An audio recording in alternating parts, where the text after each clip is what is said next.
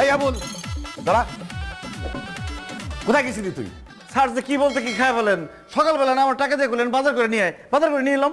ও হো, হো, আমি তো একদম ভুলেই গেছিলাম। হয়েছে কি, মানুষের বেশি টাকা হয়ে গেলে ভুলে যায়। আমার তো অনেক টাকা, টাকার প্রেসারে আমি ভুলে গেছিলাম। যাকগে, এই বাজারের বাকি টাকা ফেরত দে। বাকি টাকা ফেরত দেবো কোথা থেকে? বাজার করার পরে কোনো টাকাই ফিরে নেই। খবরদার এই বাসার চৌধুরীর সাথে মিথ্যা কথা বলবি না।